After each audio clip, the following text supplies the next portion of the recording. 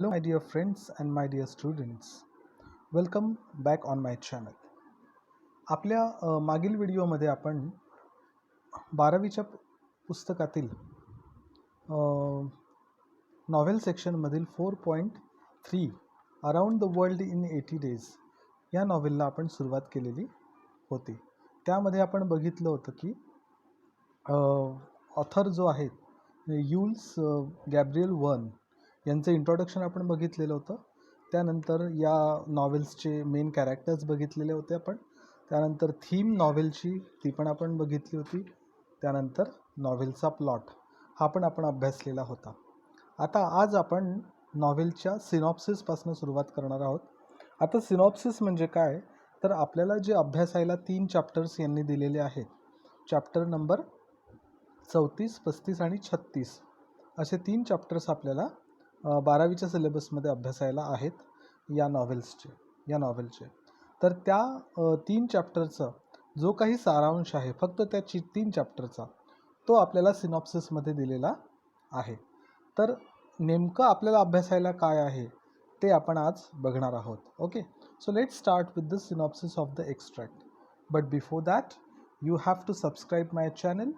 If you didn't subscribe yet, then please subscribe it, like my videos, and please do that for me, because I am going to provide new videos for you.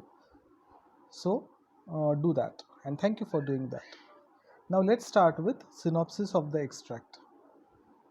आता theme आणि प्लॉटमध्ये आपण बघितलं होतं की हे जे novel आहे हे कशावर अवलंबून आहे, तर एक शर्यत लागलेली असते आणि त्या शर्यतीमध्ये हा जो हिरो आहे फॉग नावाचा हिरो, तो काय करतो की 80 दिवसांमध्ये पूर्ण जग फिरण्याचं चॅलेंज ॲक्सेप्ट करतो.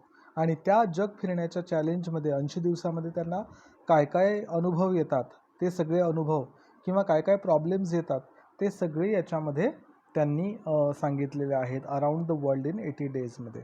आणि त्या सगळ्या प्रॉब्लेम्सला तो कसा फेस करतो आणि त्यातनं कसं सोल्युशन काढतो हे त्यांनी सांगितलेलं आहे. आणि बेट पूर्ण करतो का नाही हे आपल्याला या नॉव्हेलच्या शेवटी कळणार. Okay, so let start with the synopsis. As soon as Fogg, Auda and Passepartout arrive in Liverpool, Fix arrests Fogg. आता हा फिक्स नावाचा जो डिटेक्टिव्ह असतो तो काय करत असतो, यांचा पाठलाग करत असतो फॉग, ऑडा आणि पासेपोर्टआउटचा. तर यात हे तिघं जेव्हा लिव्हरपूलला पोहोचतात, लिव्हरपूल लंडन येथे जेव्हा ते पोहोचतात तेव्हा तो फिक्स काय करतो, फॉगला अरेस्ट करतो. आणि का बरं अरेस्ट करतो, तर त्याला असं वाटतं की हा लंडनमध्ये झालेला बँक रॉबरीमध्ये याचा महत्त्वाचा हात आहे, म्हणून तो फॉगला अरेस्ट करतो. Phileas is thrown in jail. Phileas म्हणजेच फॉग. फिलिस हे नाव आहे आणि फॉग हे सरनेम आहे. सो फिलिस इज नाव thrown in jail. Several hours later though Fix learns that another man was responsible for the bank robbery and he releases Fogg who orders a special train. आता फिक्सला माहिती असतं की दुसऱ्या माणसाने चोरी केलेली आहे बँकेमध्ये, तरीही सुद्धा तो फिक्स काय करतो, फॉगला त्या गुन्ह्याखाली अटक करतो बँक रॉबरीच्या. आणि जेव्हा त्याला कळतं, फिक्सला जेव्हा कळतं की दुसरा माणूस रिस्पॉन्सिबल आहे त्या रॉबरीला, तेव्हा तो काय करतो, रिलीजेस फॉगला सोडतो. हू ऑर्डर्स अ स्पेशल ट्रेन. आणि मग तो फॉग काय करतो की एक स्पेशल ट्रेन ऑर्डर करतो, म्हणजे स्पेशल ट्रेन बोलवतो आणि त्या ट्रेननी तो काय करतो, लंडनला जातो. He arrives in London late making everyone disappointed. आता मेकिंग एव्हरीवन डिसअपॉइंटेड म्हणजे जी शर्यत पूर्ण करायची होती 80 दिवसामध्ये, आता ती झाली की नाही झाली. ओके, तर त्यांना असं वाटतं की ती जी शर्यत आहे ती पूर्ण झाली नाही. आपल्याला जेलमध्ये टाकल्यामुळे आपल्याला 1 दिवस उशीर झालेला आहे. 80 दिवसामध्ये ती शर्यत पूर्ण करायची होती, पण आपल्याला 1 दिवस उशीर झाला असं सगळ्यांना वाटतं आणि म्हणून सगळेजण काय होतात, निराश होतात. Phyllis, fog and company R now broke. आता फिलिस, फॉग आणि सोबत कोण होतं, औडा अँड पासेपोर्टआउट. सो हे तिघही जण काय आता आर नाऊ ब्रोक, म्हणजे त्यांना निराशा होते त्यांची. द डेड का बरं, the deadline for the bet has passed. म्हणजे मर्यादा संपली होती. कशाची? बेट म्हणजे जी शर्यत लावली होती ती आता त्याची मर्यादा संपली होती. त्यामुळे त्याचा काही फायदा नव्हता त्या 80 दिवसामध्ये जग फिरून येण्याचा. And there is nothing to do but go home and pout. So nothing to do but go home and pout. Go home and pout means घरी जायचं आहे आता आणि दुःख करत बसायचं किंवा शोक करत बसायचं. या पलीकडे आता काहीही आपल्याला मार्ग नाही आहे असं त्यांना वाटलं. मग Phileas locks himself in his room and for the first time allows himself to be seriously depressed. आणि मग तो जो फिलिस आहे फॉग तो तसाही एकटा असतो. 80 दिवस जग फिरायच्या आधी पण तो एकटा राहत होता. समाजामध्ये तो जास्त राहत नव्हता. लोकांशी तो जास्त बोलत नव्हता, संबंध ठेवत नव्हता. आणि आता बेट हरल्यामुळे आणखी त्याला काय झालं, थोडं फ्रस्ट्रेशन आलं आणि त्यामुळे तो काय करतो तर स्वतःला एका रूममध्ये बंद करून ठेवतो. For the first time allows himself to be seriously depressed. आणि तो डिप्रेशनमध्ये स्वतःला घेऊन जातो पहिल्यांदा. Aouda and Passepartout are so worried that they too can't eat or sleep. आता हे दोघं पण त्याच्यासोबत जे होते जगाची भ्रमंती करण्यासाठी 80 दिवस, सो ते दोघंसुद्धा त्यांना पण आता काळजी वाटायला लागली आणि ते दोघांनी आता खाणं पिणं सोडलं. The following evening Fogg apologises to Aouda for being unable to provide for her comfort as a result of losing the bet. आणि मग हा फॉग काय करतो, ऑडाची माफी मागतो. अपोलोजायझेस मीन्स माफी मागणे. का बरं? तर बेट हरल्याबद्दल आणि आता मी तुला कुठलंही सुख देऊ शकणार नाही. कम्फर्ट म्हणजे कुठलंही सुख देऊ शकणार नाही आहे, कारण मी बेट हरलेलो आहे. त्यामुळे माझ्याजवळ आता पैसा शिल्लक राहिलेला नाही. आणि म्हणून तो म्हणतो की म्हणून तो तिची माफी मागतो ऑडाची. शी इन टर्न प्रपोजेस मॅरिएज टू हिम. आणि त्या बदल्यात ती काय म्हणते की तू माझ्याशी लग्न करशील का? हा म्हणतो की मी तुला कुठलंही सुख देऊ शकत नाही आहे आता, कारण माझ्याकडे आता पैसा शिल्लक राहिलेला नाही. आणि त्याच्यावरती उत्तर काय देते तर she in turn means in reply ती काय करते, प्रपोजेस मॅरेज टू हिम. त्याच्यासमोर लग्नाचं प्रपोजल ती ठेवते. And he joyfully agrees. आणि तो आनंदाने हो म्हणतो. Passepartout is sent to engage a clergyman. आता क्लर्जीमॅन म्हणजे आपल्या इकडे जसे लग्न लावणारे पंडित असतात तसं तिकडे ख्रिश्चन लोकांसाठी क्लर्जीमॅन. सो मग हा पासेपोर्ट आउटला पण आनंद होतो आणि तो काय करतो की क्लर्जीमॅनला बुक करायला जातो. He runs off to get a reverend to marry Fogg and Aouda the next day. आणि मग तो काय करतो की फॉग आणि ऑडाचं लग्नासाठी तो बुक करायला जातो. अ रेव्हरंड म्हणजे परत तो जो चर्चमधला फादरी असतो त्याला बुक करायला तो जातो. Next day which they all think is Monday. म्हणजे सगळ्यांना असं वाटतं की आपण दुसऱ्या दिवशी मंडे आहे असं त्यांना वाटतं, पण तो मंडे नसतो. कारण हे पूर्ण जगाची भ्रमंती करून आलेले असल्यामुळे ह्यांना आता थोडा तारीख आणि दिवस याचं कन्फ्युजन थोडंसं झालेलं आहे. कारण प्रत्येक ठिकाणी टाईम झोन हा वेगळा असतो प्रत्येक देशामध्ये. त्याच्यामुळे आता त्यांना परत आपण आलेलो आहे तर कोणत्या दिवशी आलेलो आहे, कोणती तारीख आहे हे कळण्यामध्ये थोडं त्यांना डिस्टर्ब झालेलं आहे किंवा कन्फ्यूज झालेलं आहे. म्हणून त्यांना असं वाटतं की नेक्स्ट डे हा मंडे आहे, बरोबर. आणि म्हणून जेव्हा हा पासेपोर्ट आउट त्या फादरीला बुक करायला जातो नेक्स्ट डे, तेव्हा त्याला असं वाटतं की मंडे आहे. While running to grab the nearest preacher म्हणजे परत जवळचाच एखादा कोणीतरी फादरी चर्चचा. Passepartout finds out that it's actually Sunday. आणि त्याला कळतं की आपण संडे आहे आज आणि आपण संडेच्या दिवशी आपण बुक करायला चाललेलो आहे. कोणाला? प्रीचरला किंवा रेव्हरंडला किंवा क्लर्जीला आपण संडेच्या दिवशी बुक करायला चाललेलो आहे. ॲक्च्युली आज मंडे नसून संडे आहे हे त्याला कळतं.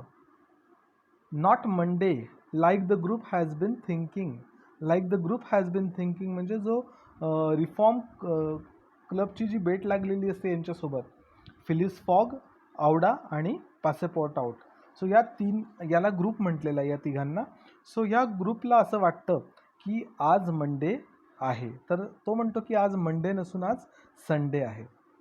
मग by travelling eastward around the world, Phileas Fogg, master calculator and the obsessive organiser, has forgotten the time he has gained by journeying through all those time zones. आणि मग east कंट्रीजमध्ये travelling केल्यामुळे आता ईस्टचा टायमिंग हा थोडासा early असतो, आणि early असल्यामुळे त्यांना असं वाटलं की आपण एक दिवस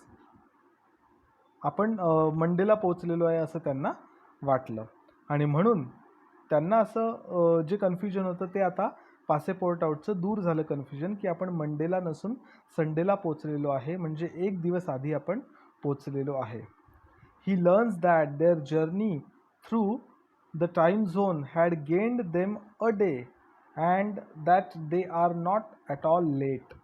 आणि ती जी बेट लागलेली होती त्या बेटप्रमाणे ते लेट नाही आहेत, तर एक दिवस अर्ली आहे ते.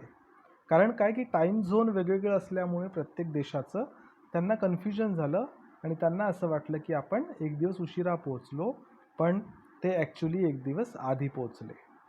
मग पासेपोर्ट आउट रेसेस होम, म्हणजे घाईघाईने तो घरी जातो. Grabs Phileas by the collar, आणि फिलिस फॉगला कॉलरनी पकडतो आणि shoves him into a cab, आणि कॅब म्हणजे गाडीमध्ये, फोर व्हीलरमध्ये ढकलतो. Shoves him into a cab म्हणजे बसवतो त्याला जबरदस्ती. And deposits him at the club, आणि त्या क्लबवर त्याला घेऊन जातो. कोणत्या क्लबवर? रिफॉर्म क्लबवर. Phileas presents himself with minutes to spare and effectively wins the bet. आणि मग फिलिस हे सगळं सांगतो त्या रिफॉर्म क्लबच्या मेंबर्सला की आम्ही एक दिवस आधी आलेलो आहे, तुमच्या बेट लागल्याप्रमाणे त्याच्या एक दिवस आम्ही आधी आलेलो आहे, त्याच्यामुळे मी बेट जिंकलेलो आहे असं तो सांगतो.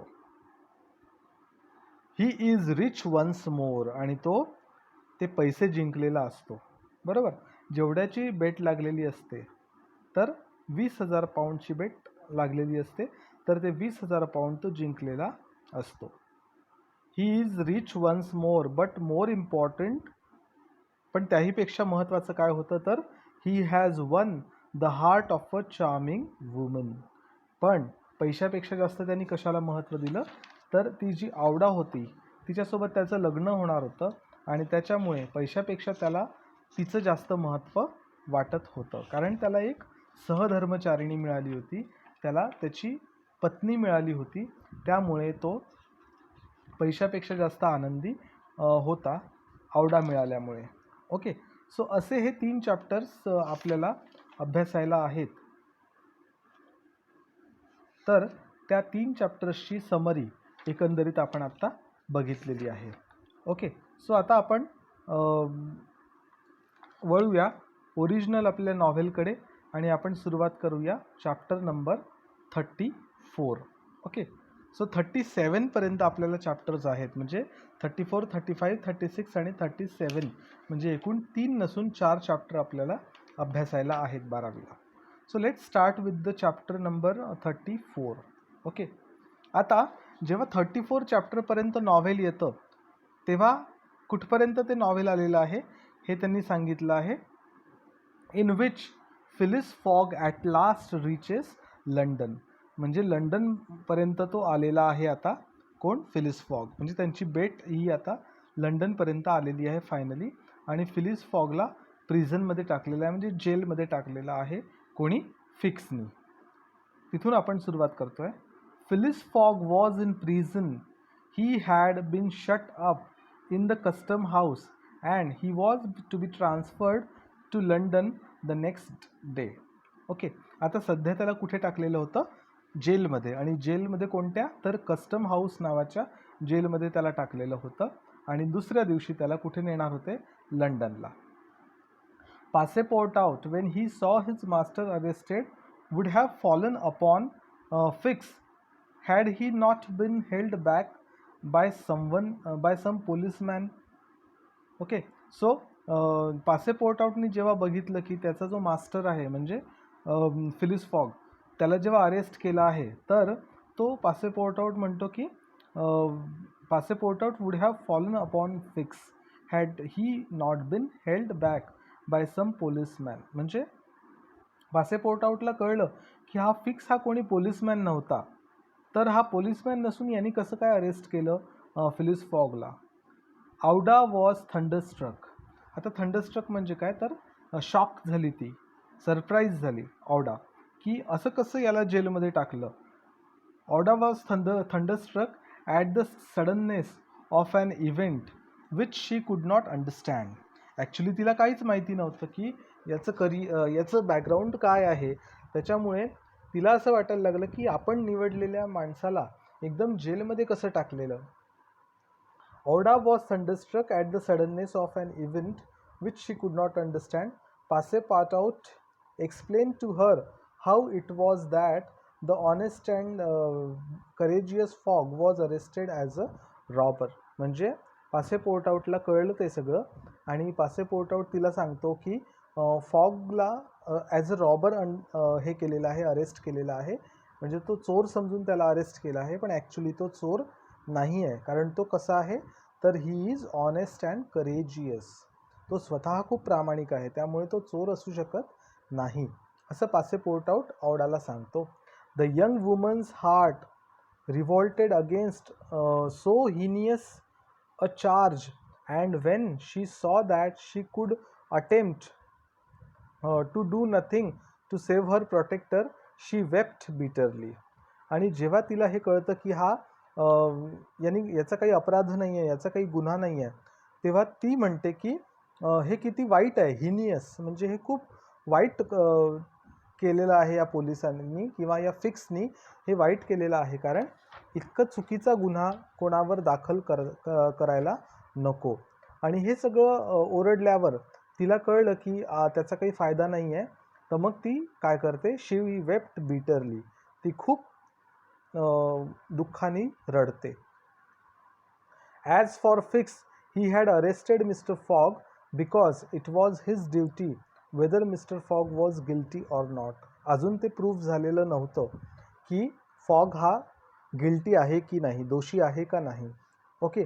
आणि त्यामुळे फिक्सनी काय केलं, त्याला अरेस्ट केलं, कारण तो काय होता, संशयित होता की त्यांनी रॉबरी केलेली आहे असा संशय फॉगला फिक्सला फॉगवर होता, त्यामुळे त्यांनी त्याला अरेस्ट केलं. The thought then struck Passepartout that he was the cause of this new misfortune. आता ही वॉज द कॉज म्हणजे हा जो फिक्स आहे तो काय होता, ही was the cause of this new misfortune. New misfortune म्हणजे ही जी काही नवीन संकट आलेलं आहे आपल्यावर, त्या नवीन संकटाचा दोषी कोण आहे किंवा कारण कोण आहे, तर फिक्स. त्यांनी आता हे नवीनच प्रकरण उठून उभं केलेलं आहे. Had he not concealed fix एरंड फ्रॉम हिज मास्टर. आता तो म्हणतो की हॅड ही नॉट कन्सिल्ड म्हणजे काय, की फिक्सेस एरंड म्हणजे काय, फिक्सची जी जर्नी होती, तर फिक्सची जी जर्नी होती ती त्याच्या मास्टरपासून म्हणजे फॉगपासून लपवून ठेवली होती. म्हणजे फिक्स आपला पाठलाग करतो आहे हे फॉगला माहिती नव्हतं. When Fix revealed his true character and purpose, why had he not told mister Fogg. If the latter had been warned he would no doubt have given Fox proof of his innocence. आणि मग तो जो fix होता त्या फिक्सनी का सांगितलं नाही की आपण त्याचा पाठलाग का करतो आहे, फॉक्सचा पाठलाग का करतो आहे. आणि ते जर सांगितलं असतं तर कदाचित फॉगनी काय केलं असतं की मी निर्दोष असल्याचं प्रूफ दिलं असतं. And satisfied him of his mistake. At least Fix would not have continued his journey at the expense and on the heels of his master. समजा फॉगनी आधीच सगळं सांगून टाकलं असतं फिक्स फॉगनी आधी सांगून टाकलं असतं, फिलिस फॉगनी, की मी दोषी नाही आहे आणि मी या गुन्ह्यामध्ये सहभागी नाही आहे, तर कदाचित फिक्सनी आपला पाठलाग केला नसता आणि आपली जी जर्नी आहे ती कंटिन्यू झाली असती आणि त्याच्यामध्ये कुठलेही अडथळे आले नसते. Fix would not have continued his journey at the expense and on the heels of his master only to arrest him the moment he set foot on English soil. आता अख्खं जग फिरत असताना फिक्सनी काय केलं, त्याचा पाठलाग केला फॉगचा. आणि जर फॉगनी सांगितलं असतं की मी निर्दोष आहे, मी त्याच्यामध्ये काहीही केलेलं नाही, तर कदाचित फिक्सनी इतक्या महागडा देशाची जर्नी केली नसती. आणि मग फिक्सनी काय केलं की जेव्हा यांनी इंग्लिश सॉईल, आता इंग्लिश सॉईल म्हणजे काय, तर लंडनच्या धर्तीवर जेव्हा यांनी पाय ठेवला परत फॉगनी, तेव्हा त्याला अरेस्ट केलं. Passepartout wept till he was blind and felt like blowing his brains out. आणि पासेपोर्टआउटला हे कळलं की हा आत्तापर्यंत आपला पाठलाग करत होता, हे जेव्हा कळलं तेव्हा त्यांना वाटलं की आपण किती ब्लाइंड होतो, म्हणजे आपल्याला कळलं नाही की हा आपला पाठलाग करतो आहे. And felt like blowing his brains out, आणि म्हणजे आपण किती मूर्ख होतो असं त्याला वाटलं. Aouda and he had remained despite the cold under the portico of the custom house. आणि हे जे दोघं जण आहे, मग औडा आणि पासेपोर्टआउट, हे दोघंही जण थांबले कुठे, जिथे त्याला अरेस्ट केलं होतं, कस्टम हाऊसच्या पॉर्टिको. पॉर्टिको मीन्स वरांडा. तर त्या वरांड्यामध्ये थंडीचं, डिस्पाईट द कोल्ड म्हणजे थंडी असून सुद्धा ते तिथे थांबले. Neither wished to leave the place, both were अँशियस to see mister Fogg again. Neither means दोघांनाही तिथून जाण्याची इच्छा नव्हती, कारण त्यांना फॉगला घेऊन जायचं होतं. फॉगची त्यांना काळजी होती, म्हणून त्यांना त्याच्यासोबतच जायचं होतं. That gentleman was really ruined and that at the moment when he was about to attain his end. मग आता that gentleman was really ruined. Ruined म्हणजे पूर्ण उद्ध्वस्त झाला होता. कोण? तर हा जो फॉग आहे तो पूर्ण उद्ध्वस्त झाला होता. आता उद्ध्वस्त झाला होता का? कारण त्याला अनएक्सपेक्टेडली कुठल्या तरी गुन्ह्याखाली अरेस्ट केलं होतं एकतर, आणि त्याच्याजवळचा पैसा पण संपला होता जग फिरल्यामुळे, म्हणून तो कम्प्लिटली काय झाला होता, ruined. And that at the moment when he was about to attain his end, म्हणजे तेही केव्हा त्याला पकडलं गेलं, जेव्हा तो त्याच्या बेटच्या शर्यतीच्या शेवटावर आला होता, म्हणजे अगदी आता त्याला बेट जिंकणारच होता, तर तेव्हा त्याला पकडलं गेलं. दिस अरेस्ट वॉज फॅटल. फॅटल म्हणजे घातकी, घात करणारा. सो हा जो अरेस्ट होता, किंवा हे जे त्याला जे पकडलं पोलिसांनी किंवा फिक्सनी, तर ते कसं होतं, तर त्याचा घात करणारं होतं, कारण त्याचं नुकसान खूप मोठं होणार होतं त्याच्यामुळे. Having arrived at Liverpool at 20 minutes before 12 on the 21st of December, he had till a quarter before 9 that evening to reach the Reform Club, that is 9 hours and a quarter. The journey from Liverpool to London was 6 hours. आणि यांना पोचायचं होतं तिथे Liverpool to London, ही जी journey होती, त्याला लिव्हरपूलला अरेस्ट केलं होतं, आणि लिव्हरपूल टू लंडन ही जी जर्नी होती ती 6 hours होती, आणि 6 तास त्याला पोचायला लागणार होते, आणि 6 तास त्यांच्याकडे नव्हते.